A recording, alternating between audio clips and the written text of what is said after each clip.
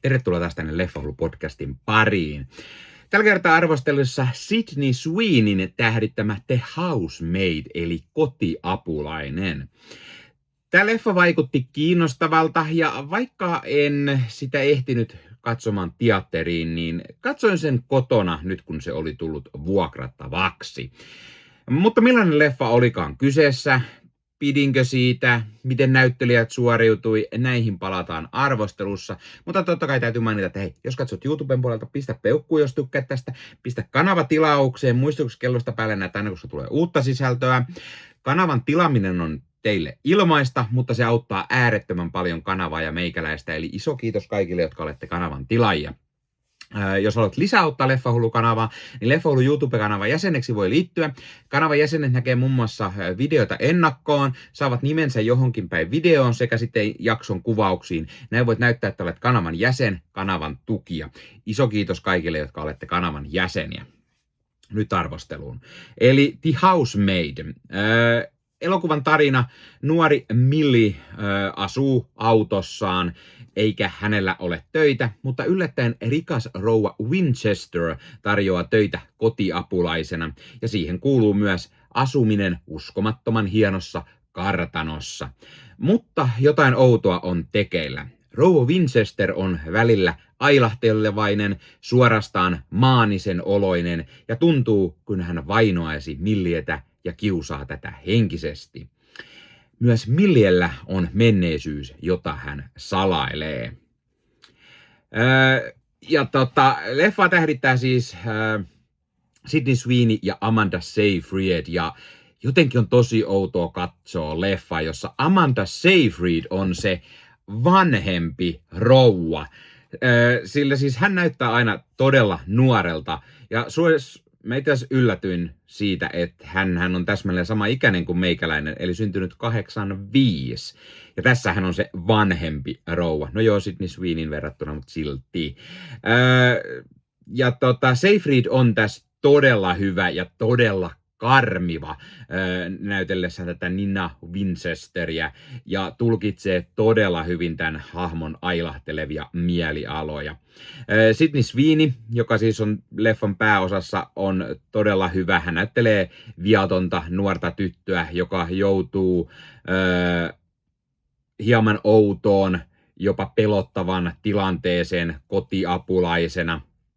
Ja tämä Millie on oikeinkin kiinnostava hahmo, josta löytyy syvyyttä, kun hänen menneisyyttään ryhdytään avaamaan.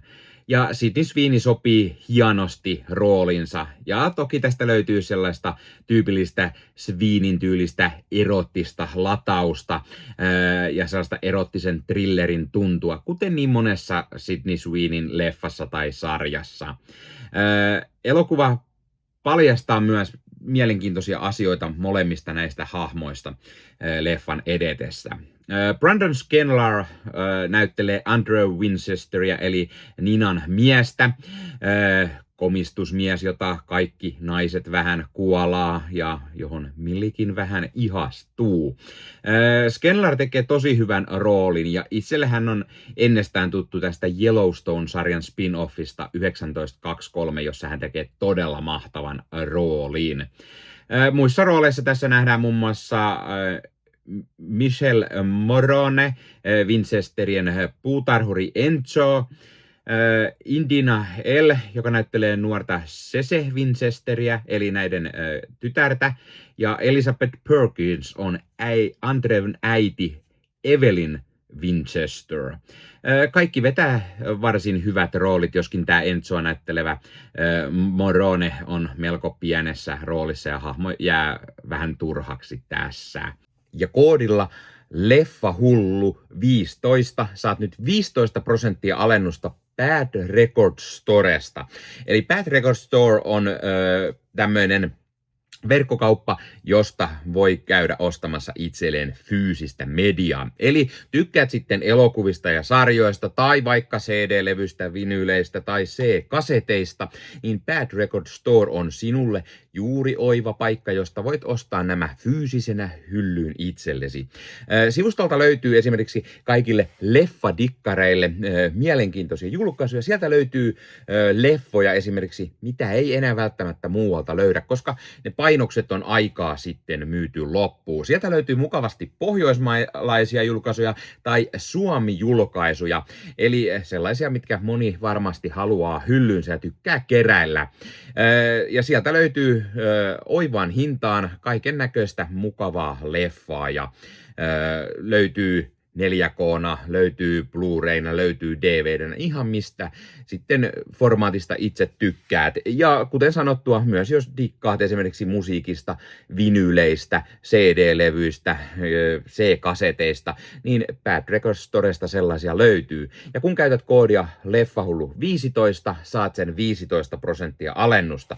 Ja kun vielä menet YouTuben puolelta, tuossa kuvauksissa alta näkyvän linkin kautta sinne Bad Records Storeen, niin sitten vielä meikäläinenkin hyötyy siitä jotain. Eli kannattaa ihmeessä käydä tuon linkin kautta, ja sitten kun käytät sellaisen koodin Leffahullu15, niin saat sen 15% alennusta.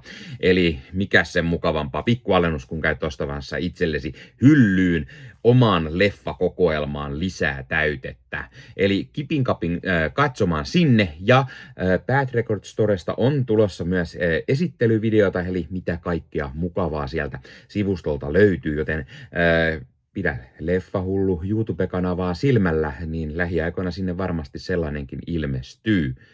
Nyt takaisin arvostelun pariin.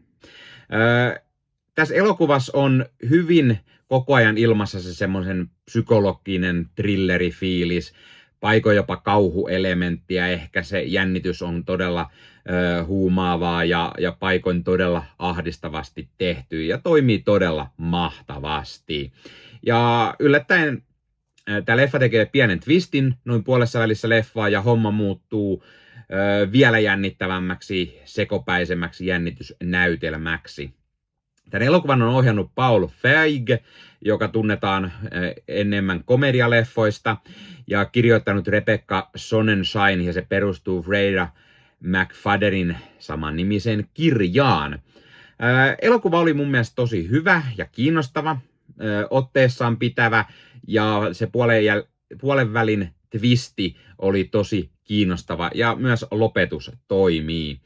Vaikkakin juonenkäänteisiin tehdään ehkä liian alleviivaavia viittauksia, nämä twistit huomaa jo pikkusen liian aikaisin, koska niitä pohjustetaan vähän. Ja tästä tulee semmoinen fiilis, että onko tämä semmoinen tyypillinen nykysukupolven jenkkileffa, eli joka asia pitää näyttää ja kertoa vähän liian rautalangasta vääntäen ja tehdä semmoista helppoa katsottavaa niille, jotka ei jaksa katsoa kuin TikTok-videoita. Niin tämä on vähän sellaisella tyylillä tehty. Tämä leffa tuntuu paikoin siltä, että sä voit ihan hyvin selata välillä puhelinta ja silti sä pysyt ehkä kärryllä, mitä tapahtuu. Paikoin tämä leffa muistuttaa myös semmoista naisten erottista fantasiaa, kuin jotain Harlekiini-kirjaa, Emmanuel-elokuvia tai 50 Shades of Greytä. Näistä huolimatta mä viihdyin tämän leffan parissa, ja mä olinkin oikein niin kuin innoissaani päästä katsomaan tätä, miten tämä leffa etenee ja miten tämä Millie tekee töitä siellä Winchesterien kartanossa kotiapulaisena. Jotenkin se koko maailma oli hienosti tehty. Ja tästä näkee niin kuin selvästi sen, että niin kuin kaikki ei ole ihan niin auuesta siellä kotiapulaisena, kun olettaa, vaan jotain creepyä siellä tapahtuu. Leffas on tosi hyvä se fiilis. Tiesin, että on thrilleriä, joten se nyt tiesi, että siellä jotain outoa tapahtuu, mutta se oli hyvin tehty. Leffassa on tosi hyvä lavastus, puvustus sekä maskeeraus, ja mä pidin kaiken kaikkiaan tästä leffasta. Arvosanaksi mä antaisin tälle semmoinen 8/10, eli kyllä mä ehdottomasti tykkäsin ja voin tätä suositella. Vähän ehkä ennalta arvattava, ja loppu olisi voinut pikkusen enemmän vielä rakentaa. Toki kun on kerrottu, että tulee saamaan jatkoa, varsinkin kun näitä Housemaid-kirjoja on vielä pari lisää tehty, niin pystyy kuvittelemaan, että mihin tämä loppu nyt vie ja mitä tämä homma etenee tästä. Kerro kommentteihin. Onko sä nähnyt tämän leffan? Mitä mieltä sä oot tästä? Tai onko sä lukenut näitä kirjoja? Mikä on sun mielestä paras Sydney Sweeneyn rooli tai hänen tähdittämänsä leffa? Tai Amanda Seyfriedin? Laita kommentteihin. Muista ottaa Leffahullu somekanavat haltuun ja ei muuta kuin ensi kertaa. Moro!